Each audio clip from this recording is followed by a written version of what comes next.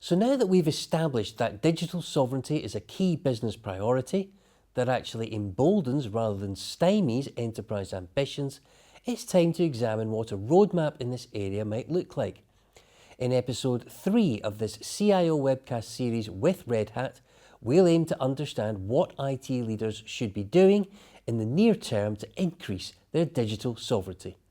So before we start, let's find out a little bit more about Julio and Chris. Julio, tell us a little bit about yourself. Hi Vic, my name is Julio Guijarro. I'm the Chief Technology Officer for Red Hat in EMEA, covering the EMEA region, part of global engineering in Red Hat, so involved in a lot of the discussions around adoption of the technology, understanding as well the challenges from our customers and how to take them back to our engineering and adapt the software to meet the needs from our customers and partners.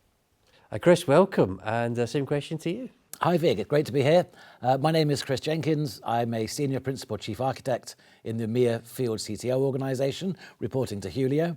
My main focus is around cybersecurity and digital sovereignty.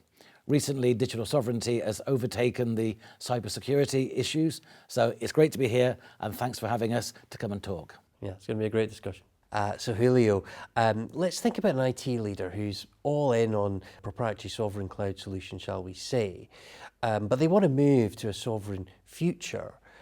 What advice would you give them? Is there a workload that offers a particularly strong value that can prove the strategy, as it were?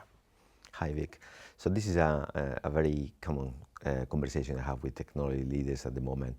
The advice is always the same. It's not about the workload, it's understanding where you are.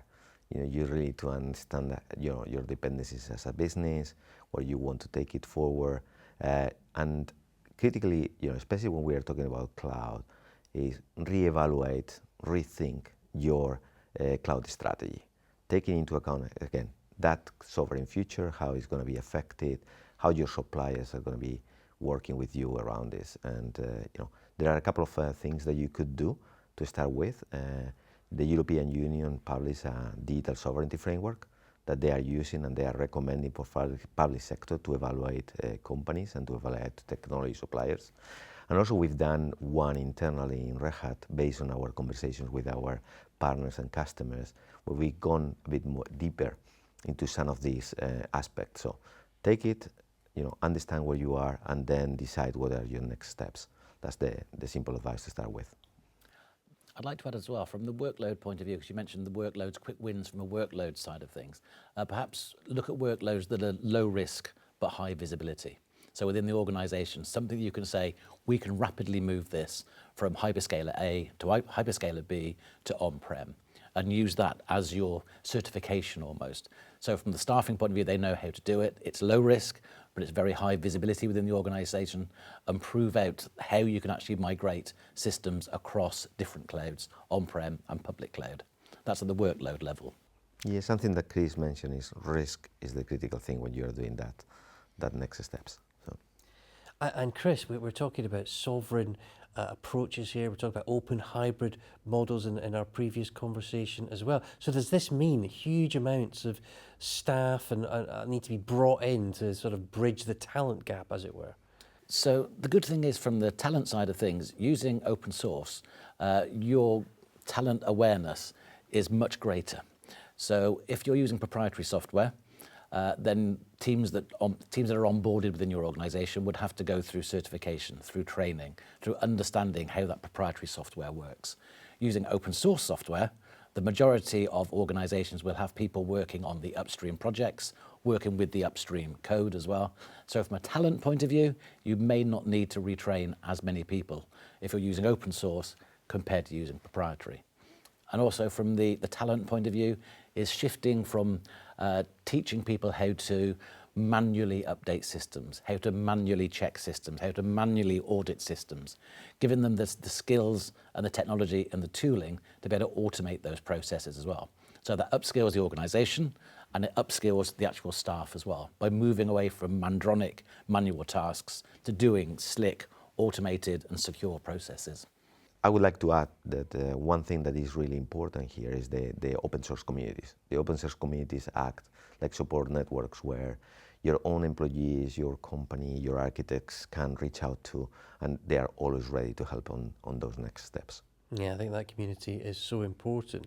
But just thinking about it from the sort of IT leader's point of view, sovereignty gaps may not be known within an enterprise until a crisis actually hits. So do you have some advice on that particular concern? So I think it's what we mentioned before. Risk is the critical thing. It's about business continuity. This is something that the businesses are really good at. This is something that it should be part of the day-to-day, like we prepare for certain eventualities. So build your plan ahead of time. As you said, understand your risk, and then build your business plans around business continuity, how to act around this. I would say also from the risk point of view, understanding the risk posture within the organization.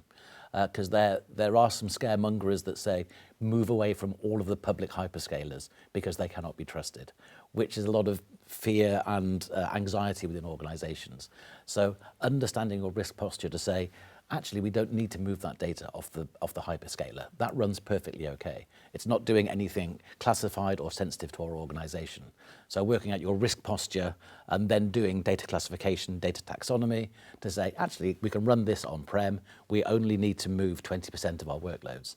The other 80% can stay within the public cloud as well. So it's risk posture and risk management. Yes, Chris, and it's a related topic, I suppose, but you also can't just repatriate a workload overnight, an enterprise workload. So again, what would be your advice to IT leaders who might be worrying about that particular issue? My advice would be, do not do the big bang approach.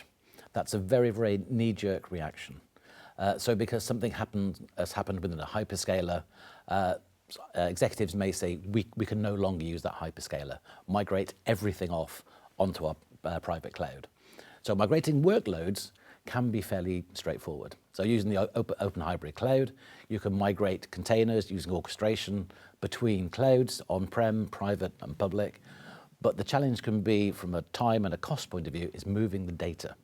So moving the workload could be fairly straightforward. Workloads don't run without data. So data underpins all of the workloads that you have. So you can move the workload on-prem. Moving the data may take a very long time. So again, back to my idea of data classification, work out what needs to be on-prem, and then work out what you can have in the hyperscaler, in the public clouds, and then work with a plan to migrate things that you need to migrate. So not the big bang approach, because it will end in failure. It's all about prioritization. So as we said before, again, it's about understanding your risk. When you understand your risk, what are acceptable risk, what are not acceptable risk, and start taking, like Chris was saying, baby steps towards that.